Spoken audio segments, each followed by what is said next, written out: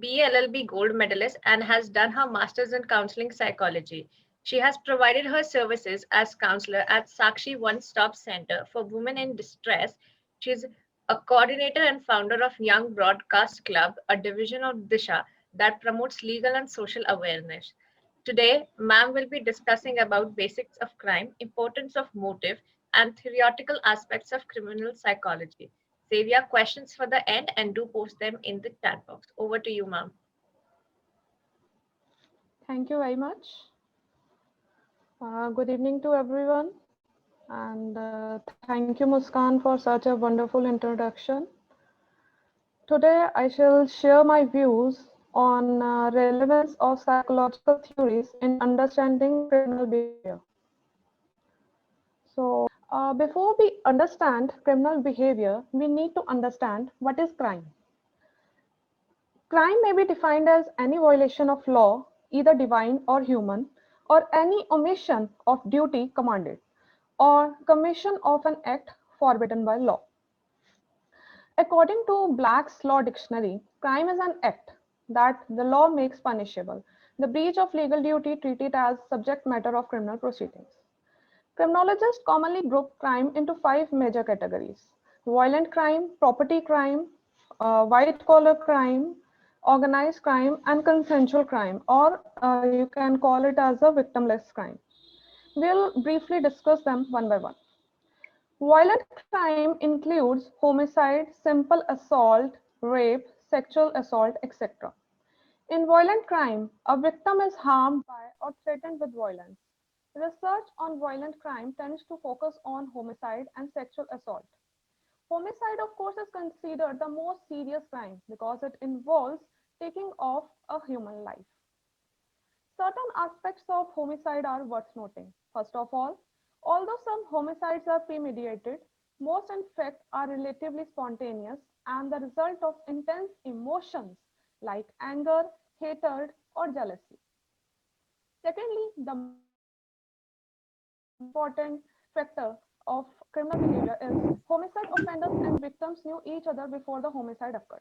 Thirdly, I was discussing about certain aspects of homicide. First was homicides are premeditated.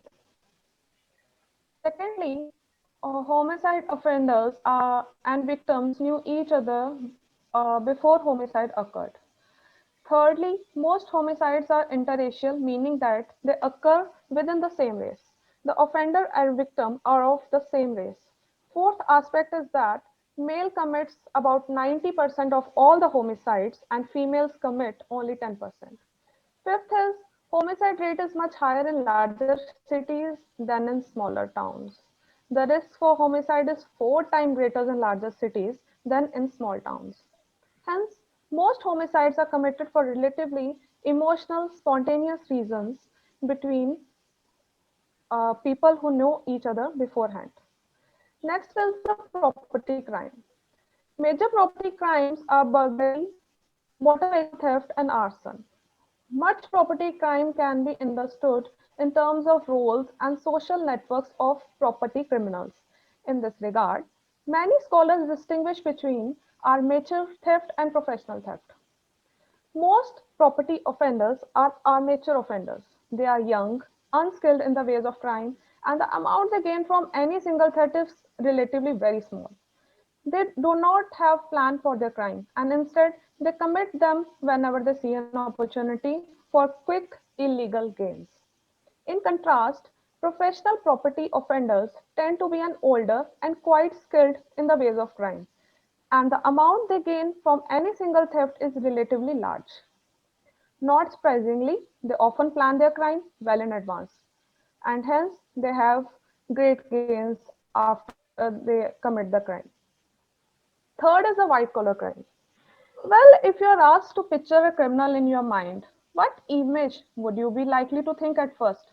A scruffy young man with a scowl or sneer on his face, or a handsome middle aged man dressed in three-piece business suit? No doubt, the former image would come to the mind first. If only because violent crime and property crime dominate newspaper headlines and television newscasts, and because many of us have been victim of violent or property crimes. Yet, White collar crime is arguably much more harmful than street crime, both in terms of economic loss and of physical injury as well. Now, what exactly is white collar crime? The most famous definition comes from Edwin Sutherland, a sociologist who coined the term in 1940 and defined it as a crime committed by a person of respectability and high social status in course of his occupation. This includes fraud by physicians, healthcare officials, attorneys, and other professions, or illegal behavior by executive of corporations. White collar crime involves more death, injury, and economic loss than street crime, but the punishment of white collar crime is relatively very weak. The toll of white collar crime, both financially and violent, is difficult to estimate. But by all the account, it exceeds the economic loss and death and injury from all the street crimes combined. Next is on the organized crime. Organized crime refers to criminal activity by group or organization whose major purpose for existing is to commit such crime. When we hear the term organized crime, we almost automatically think of so-called mafia.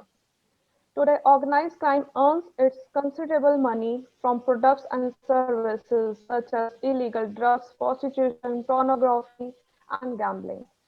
It also began long time ago to branch out into legal activities such as stash hauling and vending industry. Last but not the least is a consensual crime. Consensual crime is sometimes called as victimless crime. It refers to the behavior in which people engage voluntarily and willingly, even though these behaviors violate the law. Illegal drug use is major form of consensual crime. Other may include prostitution, gambling, and pornography. People who use illegal drugs, who hire them, who hire themselves as prostitutes,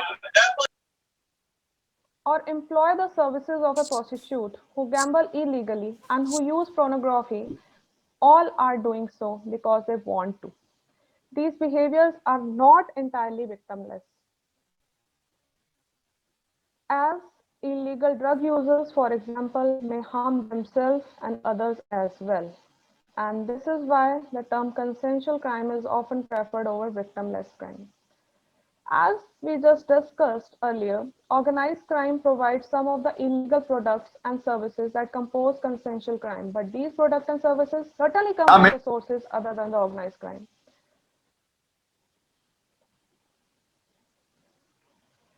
Now we shall discuss 7 principles of criminal law. Any issue? Well, first is legality, that there must be some law. Offensive and harmful behavior is not illegal unless it has been prohibited by law before it was committed. Second is actus reus, that is human conduct. For a crime to occur, there must be an act of either commission or omission by the accused. Can't be convicted of a crime due to your status. Next is causation. Human conduct must cause harm. For a crime to have been committed, there must be a causal relationship between the act and the harm suffered. Fourth is harm. To be a crime, an act must cause harm to some legally protected value. Fifth is concurrence, that is state of mind and human conduct. The intent and the act must be present at the same time. Next is mens rea, that is state of mind, or you can say guilty mind. Exceptions to this are strict liability offenses that involve health and safety. Legislatures have criminalized certain kind of offenses in order to protect the public. Lastly, it is punishment. There must be some provision in law calling for punishment of those found guilty of violating the law. Now, you know what? Motive plays a very important role in the commission of a crime. Motive means an idea, belief, or emotion that impels a person to act in accordance with the state of mind. Motive is in the intention of perpetrator to commit a crime. All acts start from motive. Therefore, motive need to be explored to determine intentionality. So if there is no motive, there is no intention. And if there is no intention, there will be no crime. For instance, if a person accused of murder was beneficiary of a life insurance policy on the deceased, the prosecution, the prosecution might argue that greed was motive for the killing. In criminal law, motive is distinct from intent. Criminal intent refers to the mental state of mind possessed by defendant in committing a crime, that is mens rea. With few exceptions, the prosecution in criminal case must prove that the defendant intended to commit the illegal act. The prosecution need not prove the defendant's motive. Nevertheless, prosecutors and defense attorneys alike may make an issue of motive in connection with the case. For example, if a defendant denies commission of the crime, he may produce the evidence showing that he has no motive to commit the crime and argue that lack of motive supports the proposition that he did not commit the crime. By the same token, the prosecution may produce evidence that the defendant did not have the motive to commit the crime and argue that the motive supports the proposition that defendant committed the crime. Proof of motive without more evidence tying a defendant to alleged crime is insufficient to support a conviction. Now, we will move on to some criminal behavior theories. When the crime when crime is truly the product of rational choice, the offender commits the act for reason of personal gain or gratification. His or her behavior is under his or her complete control. How and to what degree, however, might others intrude on and compromise his or her ability to exercise free will?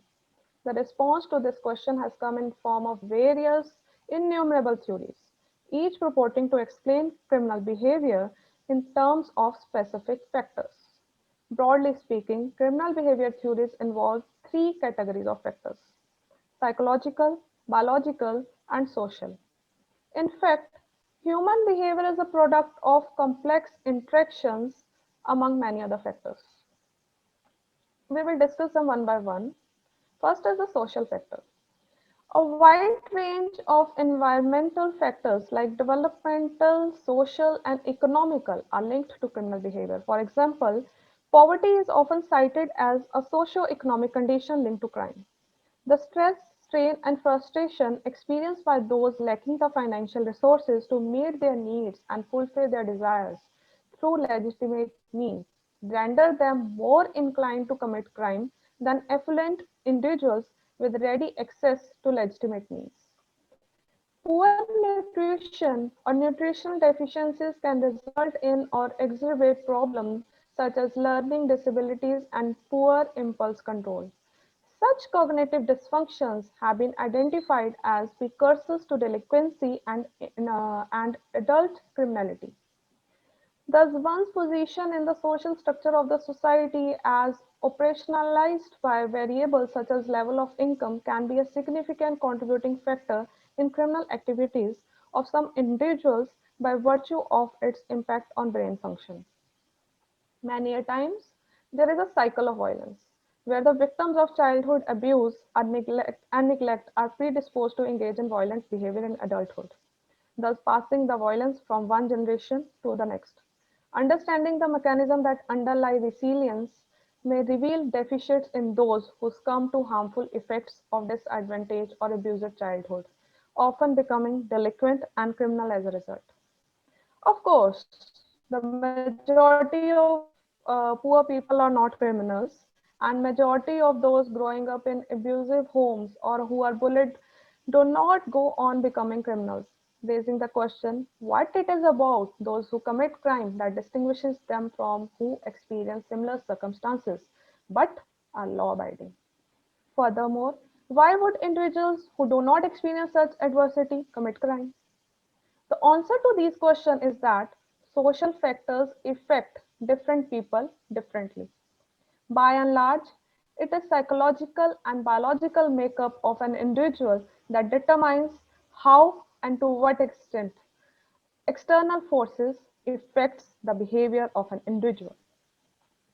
Psychological and biological factors interact to render an individual more or less vulnerable to adverse social conditions. This should not be taken to diminish the influence of social factors on criminal behavior, for indeed they have a significant role, but rather to highlight the fact that the effect they have depends on psychological and biological makeup of an individual. Ultimately, it is the individual who acts criminally or otherwise. Next is the psychological factors. By virtue of requirement of mens rea, our criminal codes are concerned with psychological elements that underlie the criminal behavior, and one's psychological state affect various aspects of his or her biology. Mind and brain have an indelible connection. An individual's psychological state or mental status, whether at the scene of crime or in a courtroom, involves biological mechanism. The relationship between criminal behavior and mental disorder is very complex. Individuals who experience false perceptions or hallucinations or hold false beliefs are considered to have a major mental disorder. A person suffering from schizophrenia or psychosis has increased risk of committing violent crime, usually against significant others in their life. The impetus for violence in a schizophrenic individual when he attacks because voices say the other person intends to harm him appears to arise out of aberrant neural activity. Cognitive abilities. They have a major role in defining the criminal behavior of an individual. Typically, individuals with low intellectual ability have difficulty delaying gratification, curbing their impulses, and appreciating the alternative means to get what they want. With substantial intellectual impairment, they tend to be less inhibited from doing harm because they lack appreciation for wrongfulness of their conduct. Although environment can facilitate or suppress the development and expression of one's cognitive abilities, research indicates that these have a substantial heritable component. The concept of emotional intelligence holds considerable amount for a more comprehensive understanding of chronic criminality. Those with low emotional intelligence, people who lack insight into their own behavior and empathy towards others, are less inhibited about violating the rights of the others. Last is the biological factors. The numerous and varied social and psychological factors that increase the risk of criminal behavior are mediated by biological processes. Proper diet is essential to optimal brain function. A deficiency in essential nutrients compromises brain functions by lowering the available energy. The frontal lobes of brain are responsible for rational thinking, organizing behavior, and moderating emotional impulses, require approximately twice the energy as more primitive regions. If energy levels are depleted, higher function become impaired, leaving lower brain activity uninhibited. Malnutrition compromises cognitive function and in doing so facilitates antisocial and aggressive behaviors. Substance abuse ranks highest among the diagnosed illnesses associated with violent behavior. Substance abuse has a particularly deleterious effect on individuals with pre-existing mental order. It is not alcohol that causes violent behavior. Rather, it appears to trigger the violence in those already prone to behave violently by virtue of other factors. Many psychiatric disorders have been linked to imbalances in neurotransmitter system that are responsible for conducting electrochemical impulses within and across the regions of the brain. Abnormally high levels of circulating testosterone, a sex hormone associated with the drive to dominate and compete, have been linked to excessive aggression leading to criminal behavior. That's why in very inception I said men tend to commit more crime than women. We will discuss psychological theories of crime in detail. Whenever the crime is committed, the question which comes to everyone's mind is that why an individual commits a crime? Why is crime present in our society? Why the offender did so? Why there is need to listen? Why there is a need? arisen in offender's mind to do or commit a crime? What are the factors or circumstances that led him down to do so? One of the main explanations is based on psychological theories which focus on the association among intelligence, personality, learning, and criminal behavior. Thus, in any discussion concerning crime causation, one must contemplate psychological theories. Reading the mind of an offender is a very major role to be played while proceedings are going on in a court. There are various theories explained under psychological theories. The first is psychodynamic theory, which is centered on the notion that an individual's early childhood experience influences his or her likelihood for committing future crimes. Second is the behavioral theory. Behavior theorists have expanded the work of Gabriel Trade through behavior modeling and social learning. Third is the cognitive theory. The major premise of which suggests that an individual's perception and how it is manifested affect his her potential to commit crime. An offender, when he commits a crime, have the knowledge of what he is doing or what he will do to the victim. The main focus of psychological aspect is on the reason behind the act. What was the reason of his act and that he committed a crime? If a person commits theft, why he did so? There are so many factors that either he is a habitual offender or he is doing this for his family or he is doing for some sort of bet or he is taking revenge or he stole a particular thing that is giving him instant gratification or pleasure. There are so many factors for which offender commits a crime or he may have committed a crime. Why is crime present in our society is the major question still that comes to our mind. Crime is present in the society because of mentality of people. Mentality of no humanity is in most of the human. I mean, how a man can rape a small girl of 5 or 6 years or even a newborn? Does they don't have any humanity? I guess no humanity is left in humans nowadays. That's why the crime rate is super high these days. Psychologically, if we see, there are so many factors in human that why he did the offense. But as the circumstances seen nowadays is that there is no humanity left in the people. First they were divided in caste, but now they are divided into no humanity or no humanity in them. That's why the famous Nirbhaya case, victim Jyoti Singh suffered. His friend begged for help, but no one came up. A teenager was the one among us all the offenders who was most brutal. How shameless can a human be in nowadays when these kind of offenses are being done? And here comes the psychological factors that what is the factor that come into the mind of the offender when he commit a crime.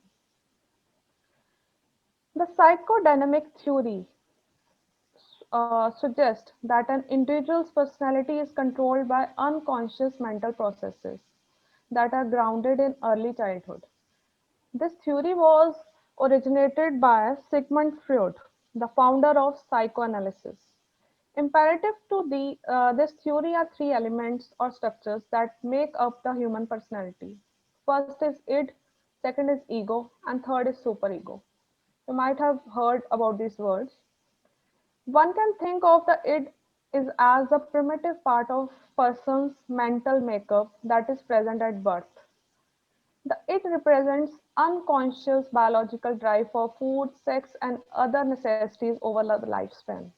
Most important is the idea that it is concerned with instant pleasure or gratification while disregarding the concern for others. This is known as pleasure principle, and it is often paramount while discussing criminal behavior. All too often, one sees news stories and studies about criminal offenders who have no concern for anyone but themselves. It is not possible that these males and female offenders are driven by instant gratification.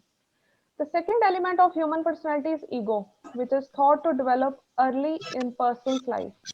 For example, when child learn that their wishes cannot be gratified instantaneously, they often throw a tantrum. The ego compensates for the demands of the id by guiding an individual action. or behavior to keep him or her within the boundaries of the society. The ego is guided by the reality principle. The third element of personality, the superego, develops as a person incorporates the moral standards and value of the community, parent, and significant others, like friends. The focus on superego is morality. The superego serves to pass judgment on the behavior and action of individual. The ego mediates between its desire for instant gratification and strict morality for superego. One can assume that young adults as well as adults understand right from the wrong. Excuse me, ma'am. However, yes, Ma'am, I really apologize to interrupt you in between, but there are only 3 minutes left, and the meet after that the meeting will end automatically. okay, not an issue. I will conclude. I will conclude. So I would request participants to drop their questions in the chat box if there are any.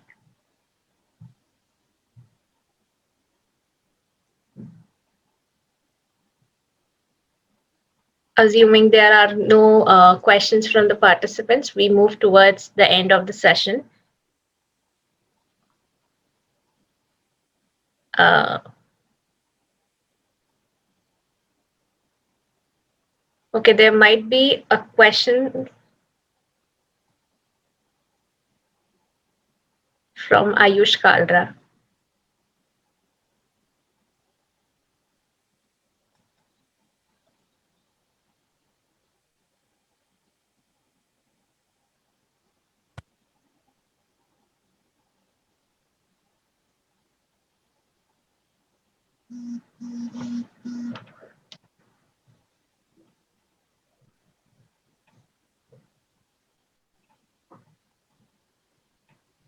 So the question is, can these aspects of criminal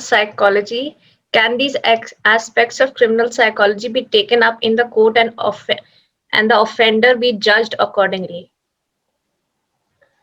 No, that's not possible because of the pre-existing laws these days. We can use them only for counseling of an offender if they are sent for rehabilitation or like provisions. These are possible for only these are possible for juvenile offenders to get them corrected. Otherwise, in court of law, we have not such any such provision of counseling or like. Thank you, ma'am. With this, we move towards the end of the session. On behalf of Lex Logical Club, Manipal University, Jaipur, in collaboration with Gable Makers, I, Muskan, extend a hearty vote of thanks to our guest, Advocate Aarti Bahl, who spared time from her busiest schedule to grace her with her presence. I hope the word of wisdom imparted by our guest will prove to be informative and insightful for all our attendees. Now I request you, all the attendees, to rejoin the meeting for the next session on the same link that we will send on the WhatsApp group. This session will end momentarily. Thank you so much, ma'am. Thank you so much, Thank all the you so much. participants. Thank you.